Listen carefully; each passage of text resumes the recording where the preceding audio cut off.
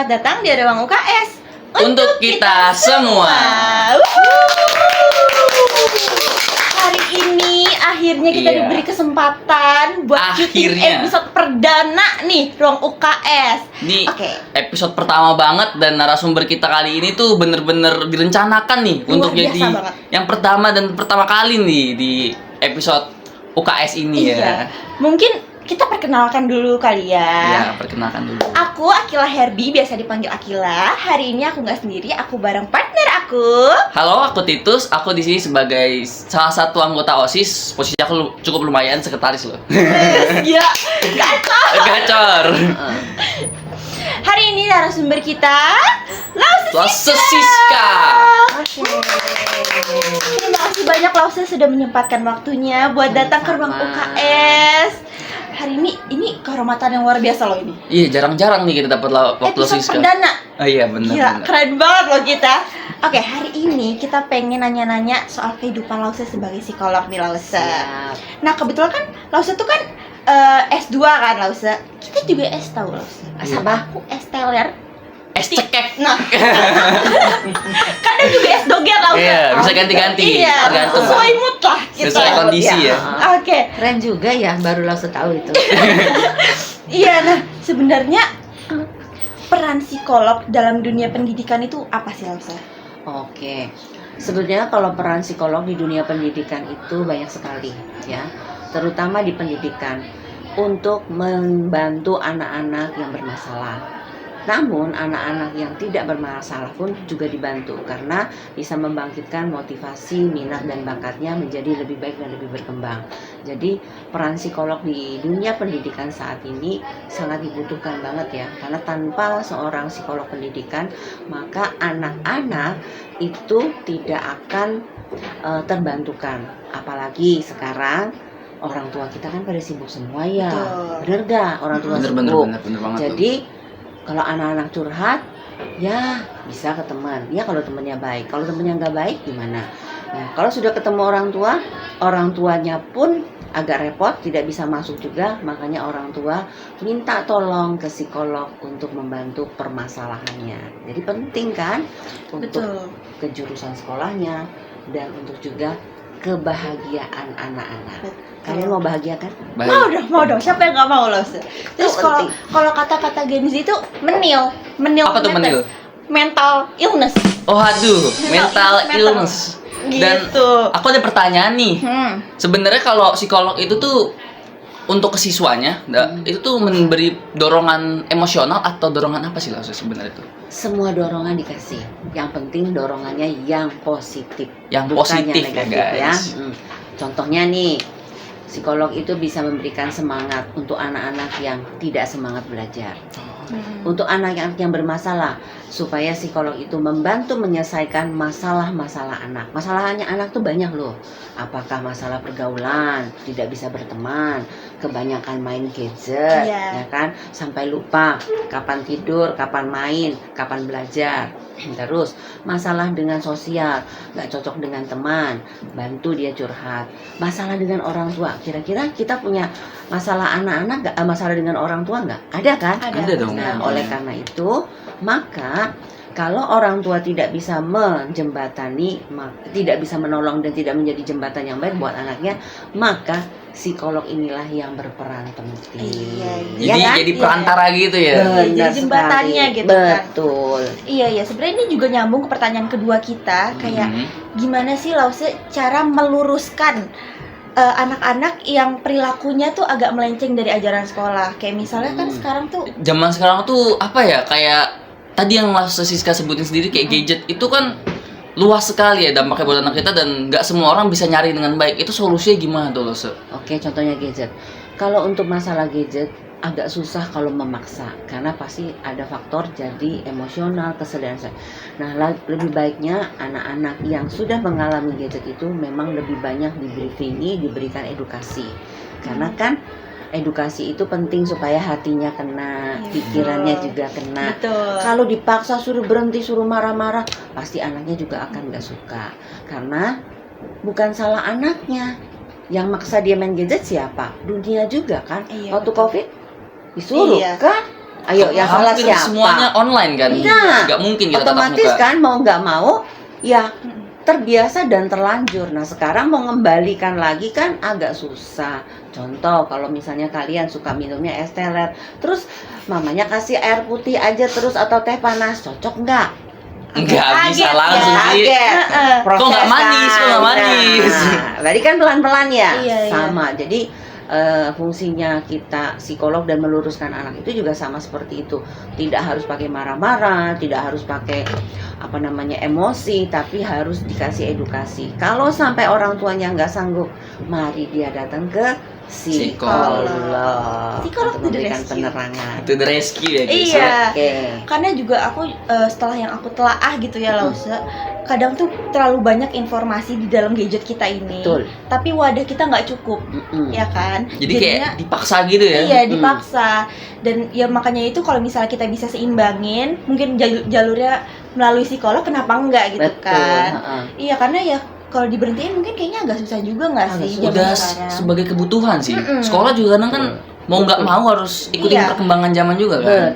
Betul. Makanya bagaimana menyadarkan anak. Jadi seorang psikolog itu harus menyadarkan kepada anak atau pengguna gadget kapan gadget ini benar-benar bermakna, kapan gadget ini benar-benar berfungsi secara maksimal, bukan berfungsinya untuk main, begadang dan lihat yang macam-macam, itu sama sekali nggak benar. Oke? Penggunaannya harus baik. Harus Iya. baik. Dan seimbang lah, kan kita juga nggak bisa lepas banget dari gadget kan. Mm-mm. Ya seenggaknya gadgetnya juga dijadiin sarana buat belajar, buat Betul. dapet yang positif-positif kayak gitu. Saran Lause ya untuk kita yang punya gadget itu yang sudah benar-benar, satu, belajar membuat jadwal. Jadwal. Ya, jadwal. Kapan kita mau buka HP? Pada waktu kita harus istirahat ya stop. Tapi pada waktu kita memang kegiatannya kita pakai, kenapa enggak? Tapi jam berapa? Oh, jam 11 nih. Sudah, mau penting nggak penting kita harus tutup. Saya rasa kalau kalian belum orang-orang yang sudah kerja, jam 11 kan sudah selesai ya. Tutup sudah supaya otaknya istirahat. Pengaruh gadget kan juga nggak bagus. Betul, Ya. betul. Kesadaran diri juga sih. Iya. Benar, nah itu dia. Dengan ada jadwal, kesadaran dirinya pasti sudah terbentuk. Betul, betul. Karena itu habit juga ya, Ya, kebiasaan juga. betul. Sangat gak bagus itu.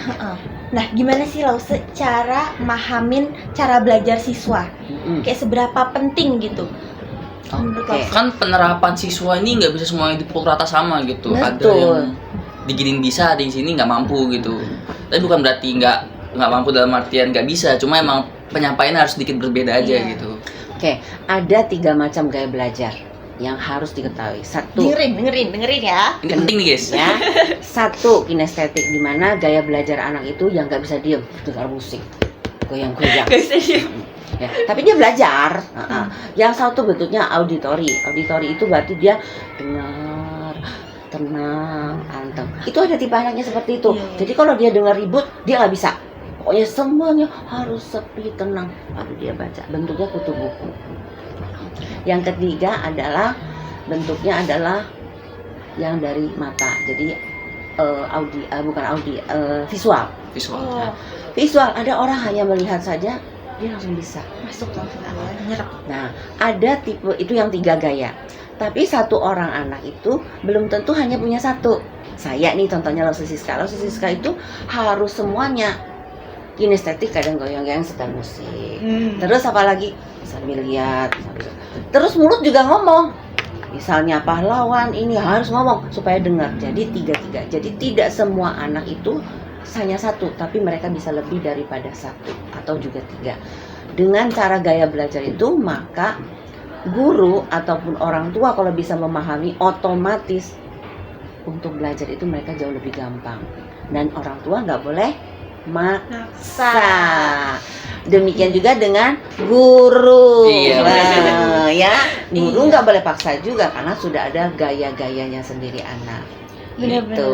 Kalau Akila sendiri nih dari 3 gaya belajar itu kira-kira kamu yang mana nih? Aku kayaknya agak mut-mutan ya, kadang sambil denger lagu, kadang harus ngeliat, kadang juga harus mendengar. Tapi kadang kalau lagi nggak mood, tiga-tiganya juga nggak masuk.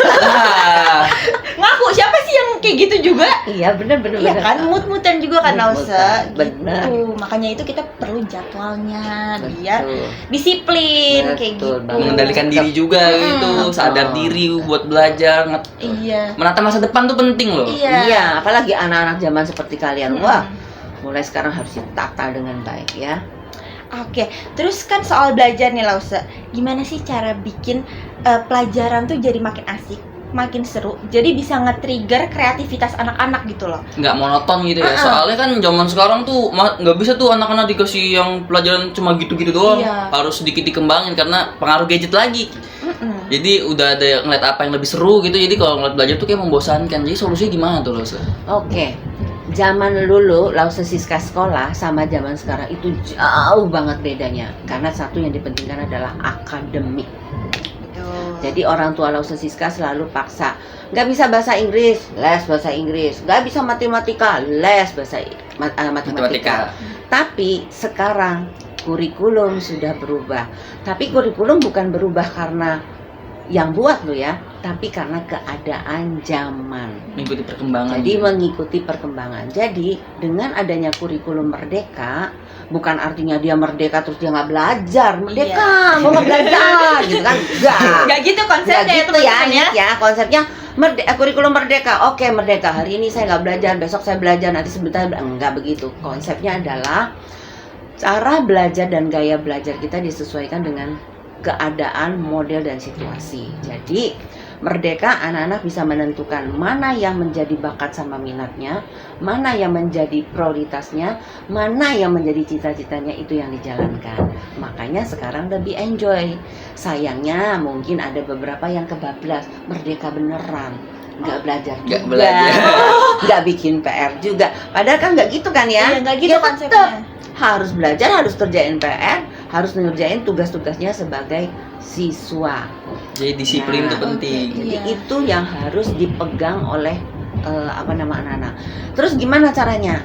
Fungsi sekolah dan fungsi guru juga membantu anak ini. Dia harus tahu, oh si A modelnya gini, dia sukanya misalnya bikin film.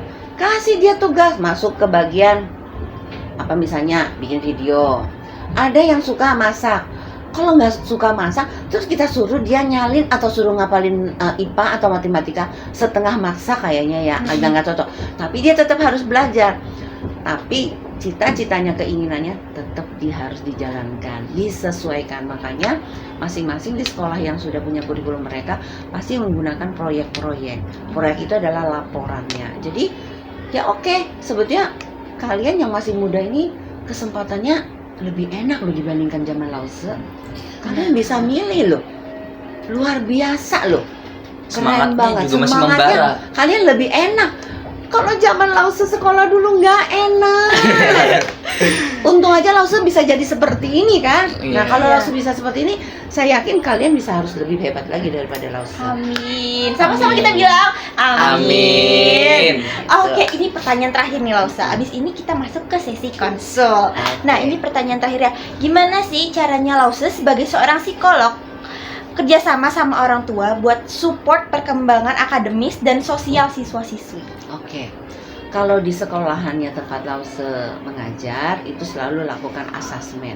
Asesmen itu adalah hal yang paling penting untuk setiap anak. Makanya di tempat kami sekarang sudah ada beberapa universitas yang gabung MOU untuk mereka membantu Lausa, karena nggak mungkin Lausa sendiri. Terus kalau asesmen sudah dapat, baru kita dapat datanya. Berarti orang tua sudah harus baca nih datanya. Bu, anaknya ibu tuh sukanya itu menggambar. Ibu maksain dia ke pelajaran yang lain. Boleh, tapi nggak bisa difulkan. Tapi kita mari lihat bakat sama minatnya. Seperti itu. Gimana cara nyari jalan tengahnya ya Lausa? Cari jalan tengahnya. Berarti- Supaya orang tua tuh terbuka pikirannya.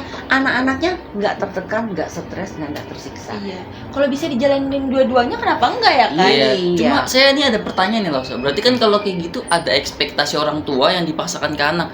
Itu tuh psikolog tuh gimana tuh cara mengatasinya, ngasih pemahaman ke orang tua juga gitu. Kalau sebenarnya anak ini tuh kadang nggak bisa dipaksa gitu. Ada bakatnya sendiri. Betul. Selama ini memang kebanyakan ya, tapi nggak semua loh ya. Sekarang Kebanyakan. sudah sekitar sejak gadget ini, sejak COVID ini banyak orang tua yang sudah bertobat dan Udah melek ya. melek Udah mata melek.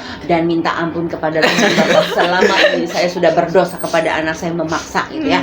Mereka sudah melek. Dan yang datang ke Lause itu kebanyakan mereka yang sudah sadar. Oh, jadi jalan keluarnya seperti apa, Bu, katanya. Nanti Lause akan tunjukkan. Jangan dipaksa, tetapi mereka harus mengenal. Kenal boleh dong. Boleh. Tapi nggak perlu mendalam ya kan. Sama lah kayak orang mau pacaran juga harus kenal dulu. Waduh. Kan? Sama gitu kan. Iya, benar-benar. Tapi kalau sudah serius berarti sudah harus ada appointment, janji supaya semuanya bisa dapat. Jadi orang tua itu kalau dipanggil, diajak ngomong, diberikan pemahaman, bukan Lausenya sebagai psikolog mendikte, tapi Lause selalu membantu bagaimana sih jalan yang terbaik. Kalau kadang-kadang antara orang tua dan anak ini nggak ketemu. Nah, jadi dengan ada psikolognya ini bisa ketemu. Pas gitu jadinya. Seperti itu ya. Sejalur Masuk gitu sejalur ya. gitu. Jadi smooth. Ya, orang tua menemukan, anak-anak juga menikmati. Oke. Nah, ini kita masuk sesi konsul. Ada pertanyaan dari followers aku di Tapi Instagram. sebentar dulu nih, sensi konsul itu apa sih? Nah, sesi konsul itu jadi aku buka question box di Instagram aku. Jadi fans Aduh. aku yang nanya. Oh, Jadi alah. dia konsul nih Lause. Boleh. Sekarang aku sampein langsung sama psikolognya ya, kawan-kawan. Siap. Nah, ini ada pertanyaan yang menarik banget sih menurut aku. Gimana sih caranya kita buat pede sama diri kita sendiri ketika bicara depan banyak orang? Itu. Public speaking tuh penting banget loh zaman sekarang. Iya. Kalau Lause jawab sebagai psikolog, Lause bukan sebagai public speaking ya, tapi sebagai psikolog. Semua orang itu tidak boleh merasa dirinya itu kurang, tidak boleh pernah merasa dirinya kalah dengan orang lain, dan tidak boleh merasa dirinya tidak mampu. Ada satu kata untuk mengatakan kita bisa pede adalah aku bisa, aku mampu, dan aku hebat. Hanya kata kunci itu aja. Diulang tadi apa? Aku mampu, aku bisa, aku hebat.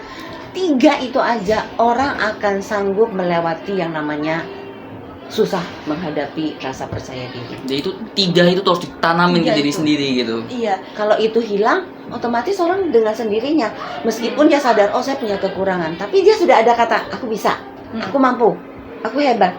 Lupa dia sudah. Sama semuanya. Kayak gitu juga membuat dia nggak maju. Lebih baik orang yang terus mencoba ya Lause dan Betul. gagal berkali-kali. Gagal itu biasa, tapi kalau nggak coba itu rugi. Itu dia guys. Bukan seberapa banyak kita gagal, tapi seberapa banyak kita mencoba lagi. Betul. Gitu. Nah, ini pertanyaan selanjutnya nih ya Lause. Tunggu sebentar. Siap, tenang aja. Lause akan menjawab semua pertanyaan, mau dari mana aja, ya kan?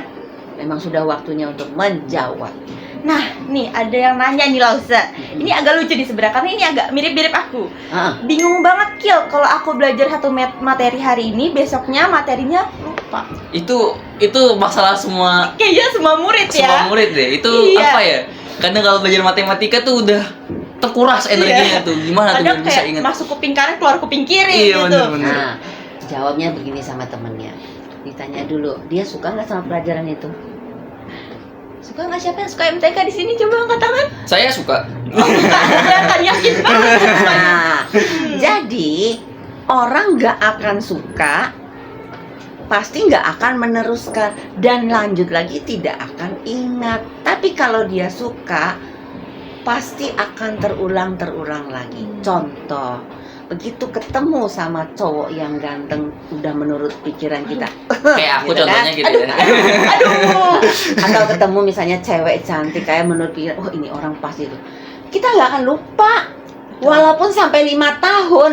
Ih, kayaknya aku dulu pernah lu Aduh, ketemu cowok. hidungnya mancung Nah, gitu. sama kan dengan pelajaran. Betul. Kalau kalian suka, sampai kapanpun kalian nggak lupa. Sebaliknya, kalau ada di psikologi ada yang benar-benar tidak suka, kayak contohnya Lause Siska pernah ngalami dicubit sama guru matematika. gara-gara nggak bisa. Dulu itu pelajaran Wah, dulu. Zaman sekarang udah nggak ada guru Oh, iya, kayak gitu. sekarang nggak ada ya. Nggak ada. Dulu zamannya udah ya ampun tahun berapa itu tahun 1900 berapa Iya. gitu ya kan.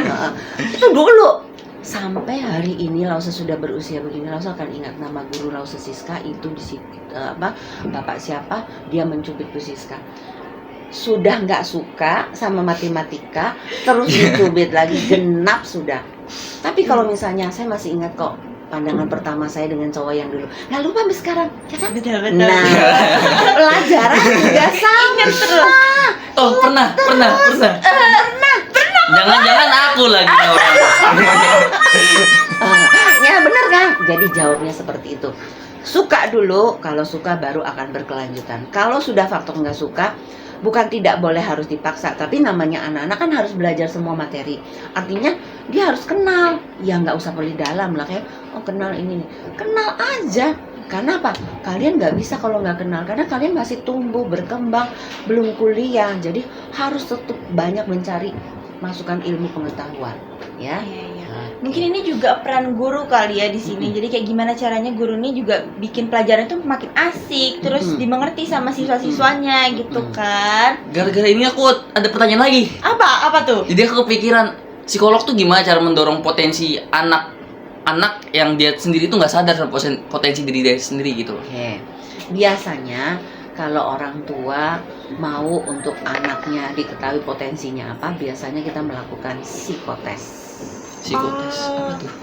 Psikotes itu adalah anak-anak itu melakukan tes terhadap bakat dan minat. Jadi kalian nanti, ini sekarang SMA, kalian sudah harus ikut tes melihat bakatnya kalian itu sesungguhnya apa, minatnya apa, supaya nanti pas kuliah kalian sudah menemukan eagle-nya yang pas.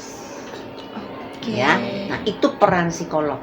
Karena meskipun orang tua dekat tiap hari dengan anak, tapi dia tidak bisa mengetahui secara dalam hatinya anak. Belum tentu bisa ya. Belum tentu bisa. Yang tahu dia benar suka dan suka siapa? Anak itu Sendiri. Nah dia yakin nih anaknya sudah tahu, orang tua nggak percaya, datang ke psikolog, tes. Oh ternyata hasil tesnya kayaknya aku bukan kedokteran deh. Tapi hasil tes membuktikan, range-nya kedokteran tuh lebih besar. Rupanya ada yang tidak tergali, benar nggak? Benar. Nah, seperti cocok sudah, otomatis dia bisa ngejalankan kuliah itu dengan baik. Jadi bakat, minat. Jadi seneng juga ya loh belajarnya. Benar, itu gunanya psikolog kan? Iya betul. Dia juga sadar juga potensi dirinya Iya. kan. Dan itu yang munculin kepercayaan diri juga kan. Iya, kepercayaan diri itu tumbuh terus tuh dia rasa ingin Nanti tahu. akan sesudah dia tahu nih, pas dia misalnya masuk di SMP kelas 11, 11, 10 dia tahu 11 mulai tahu. Dia semakin mengarahkan, oh ini loh yang mau saya capai seperti itu. Jadi sekarang ini nggak bisa ya mau cita-cita berdasarkan orang tua. Cita-cita itu berdasarkan diri sendiri. Kalau zaman Bu Siska dulu benar. Diaturin ya. Diatur. Dipilihin. Jalannya dipilih. Sekarang udah nggak bisa. Nggak boleh. Jadi orang tua harus bisa menyesuaikan, orang tua harus memahami, dan anak juga jangan hanya tugasnya menghabiskan uang aja, tapi dia juga harus klub dengan bakat sama minatnya, supaya begitu dia ngambil suatu keputusan untuk kuliah itu sampai selesai tekan kontraknya, bukan dengan orang tuanya pakai kertas tekan kontrak, dalam hatinya dia tekan, aku harus wisuda, aku harus selesai. Itu tekan kontraknya sudah di dalam hati, nggak bisa ganti lagi. Mohon maaf semester 2 kayaknya gurunya dosennya pelajaran yang susah, aku mau ganti aja. Nggak boleh. Selesaikan apa yang sudah dimulai. Betul, selesaikan dengan apa yang sudah dimulai. Ya. Iya benar. Oke, mungkin segitu dulu ya loh. Iya. Sudah cukup dapat banyak ilmu nih. Iya. Terima kasih banyak loh Siska Sama-sama. sudah menyempatkan waktunya Siap. buat datang ke ruang Terima UKS. kasih. Untuk UKS kita apa? semua. Untuk kita semua. Oke, untuk kita semua dan untuk kebaikan kita semua. Terima kasih semuanya. Terima kasih.